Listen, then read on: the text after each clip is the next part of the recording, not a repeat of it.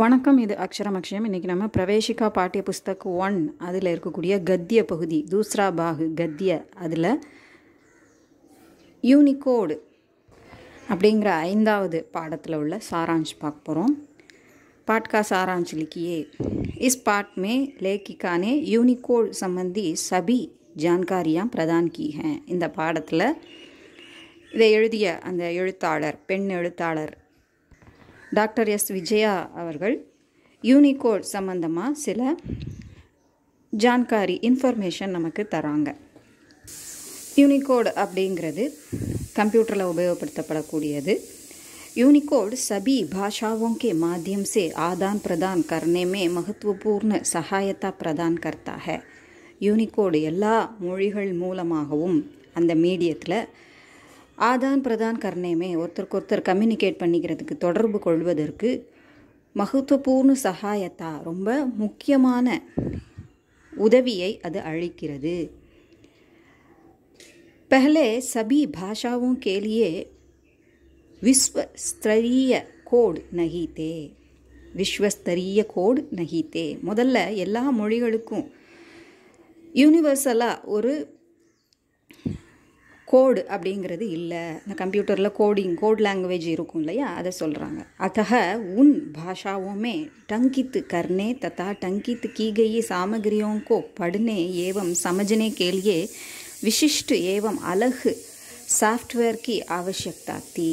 So அதுக்கு ஒரு இதெல்லாம் எல்லா விசிஷ்டுனா ஒரு ஸ்பெஷலான குறிப்பிட்ட அதனால் வெவ்வேறு மொழிகள் அந்த மொழிகள்லாம் டங்கித் கர்னே தத்தா டங்கித் கீகை சாமகிரியோங்கோ படுனே, அதாவது டைப் பண்ணப்பட்டது அல்லது டைப் பண்ணவோ டைப் பண்ணப்பட்டதை படிக்கவோ அந்த பொருட்களை படிக்கவோ அதை புரிந்து கொள்ளவோ ஒரு விசிஷ்டு ஒரு குறிப்பிட்ட மற்றும் தனிப்பட்ட, அதாவது அழகு அப்படின்னா ஒரு தனிப்பட்ட சாஃப்ட்வேர் நமக்கு தேவைப்பட்டுச்சு, அதனுடைய தேவை இருந்தது அப்படின்னு சொல்லியிருக்கிறாங்க. अतः भारतीय भाषाओं में टंकित करने में अनेक चुनौतियों का सामना करना पड़ता था. அதனால் இந்திய மொழிகள், இந்தியாவில் நிறைய மொழிகள் இருக்கிறதுனால இந்திய மொழிகளில் டைப் பண்ணுறதுக்கு பல சவால்களை நாம் எதிர்கொள்ள வேண்டி இருந்தது. யூனிகோட் के आगमन से सभी समस्याएं दूर हो गई. ஸோ யூனிகோடு ஒன்று உருவாக்கின உடனே, காமனாக ஒரு கோடு உருவாக்கின உடனே, அந்த சாஃப்ட்வேர் கண்டுபிடிச்ச உடனே எல்லா ஆகமன் சேன அதன் வருகையால் எல்லா பிரச்சனைகளும் விலகிவிட்டன. अतः यूनिकोड वैश्विक स्तर पर एक समान कोड प्रदान करता है. அதாவது ஆகையால் நம்ம இதை எப்படி சொல்லலாம், யூனிகோட் வைஸ்விக் ஸ்தர்மே உலக அளவில் ஏக்கு சமான் கோடு ஒரு சீரான ஒரு கோடை நமக்கு வழங்குது அப்படின்னு சொல்லியிருக்கிறாங்க. யூனிகோடு का अर्थ है universal character encoding standard. So காமனாக ஒரு கேரக்டர் வச்சு அந்தந்த லாங்குவேஜுக்கு ஏற்ற மாதிரி அது நம்ம அதை டீகோட் பண்ணி பார்த்துக்கிறது. इसमें हर एक भाषा के हर एक अक्षर के लिए एक विश्वस्तरीय कोड है. ஒவ்வொரு மொழிக்கும் ஒவ்வொரு எழுத்துக்கும் ஒரு யூனிவர்சலாக விஸ்வஸ்தரியன உலகளாவிய ஒரு கோடு இருக்குது. इसके अलावा रुपया, डॉलर, पाउंड आदि के लिए भी विश्वस्तरीय कोड है. ஸோ இது தவிர ருப்பையா, டாலர், பவுண்டு இதுக்கும் கூட ஒரு உலகளாவிய ஒரு கோடு இருக்குது அப்படின்னு சொல்லியிருக்கிறாங்க. யூனிகோடு சங்கு, யூனிகோடு கூட்டமைப்பு அப்படின்னு சொல்லுவாங்க. அதை யூனிகோடு சங்கு யூனிகோடு நிர்மாण का कार्य करता है. ஸோ இதுதான் அந்த யூனிகோடை அமைக்குது, உருவாக்குது. इस संघ में अनेक देश सदस्य हैं. இந்த சங்கத்தில், இந்த கூட்டமைப்பில் பல தேசங்கள் உறுப்பினர்களாக இருக்கிறார்கள். பாரத் பி இஸ் சங்கு கா சதஸ்ய है. பாரதமும் இதில் ஒரு உறுப்பினராக இருக்கிறது. यह संघ कोई लाभ या व्यापार के उद्देश्य से यह कार्य नहीं कर रहा है. இது எந்த ஒரு லாபத்துக்காகவோ வியாபாரத்துக்காகவோ இந்த சங்கம், இந்த கூட்டமைப்பு செயல்படவில்லை அப்படின்னு சொல்கிறாங்க.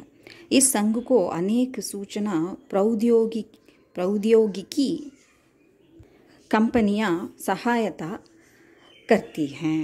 ஸோ இதுக்காக நிறைய இண்டஸ்ட்ரியல் கம்பெனிஸ் எல்லாம் என்ன செய்து இவங்களுக்கு பொருளாதார உதவி நிதி உதவி செய்து வருகிறது. यूनिकोड में उपयोग करने वालों की सुविधा के लिए विभिन्न खंड बनाए गए हैं. யூனிகோடில் பயனாளிகளுடைய வசதிக்காக பல பிரிவுகள் அமைக்கப்பட்டுள்ளது.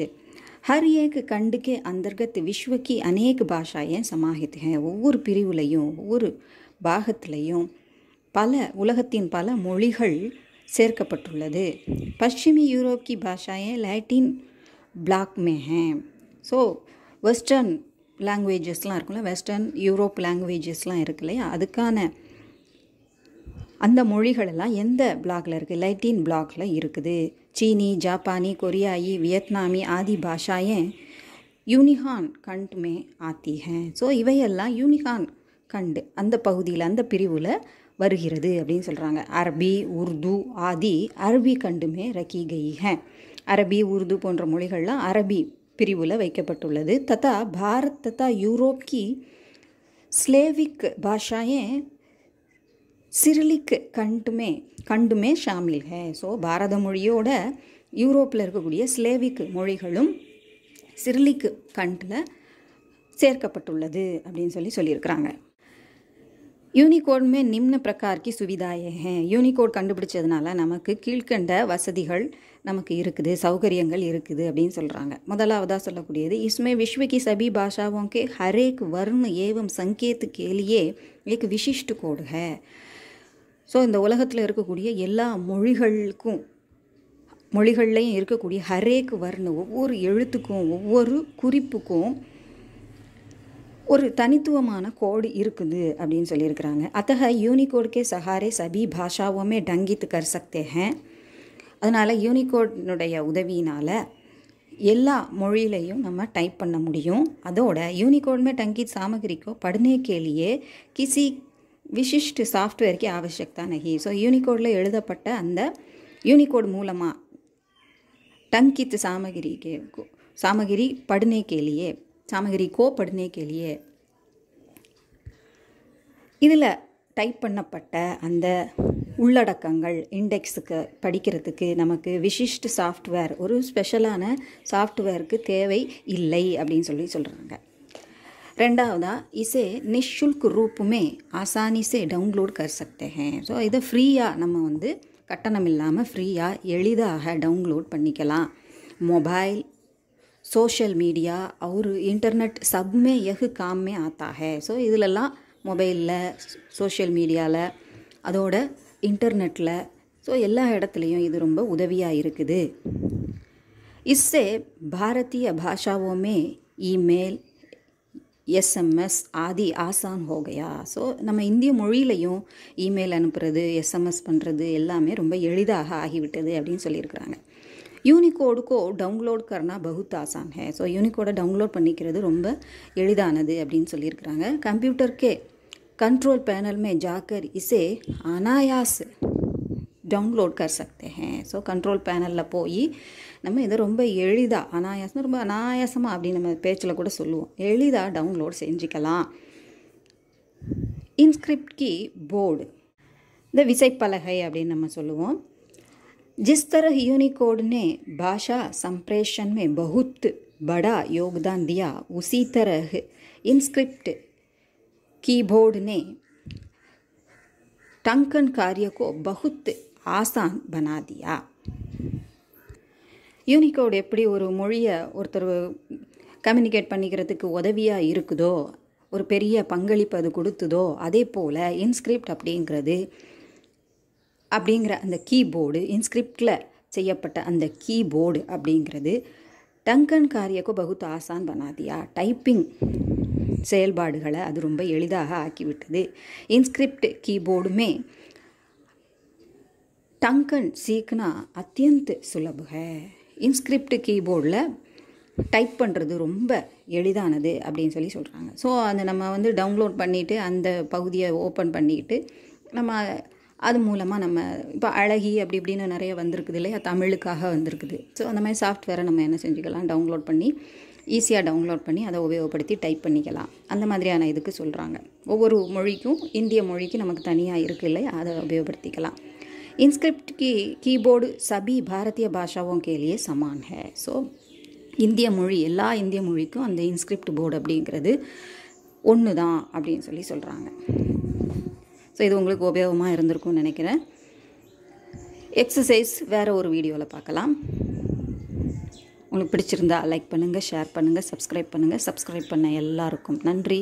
நன்றி, வணக்கம், தன்யவாத்.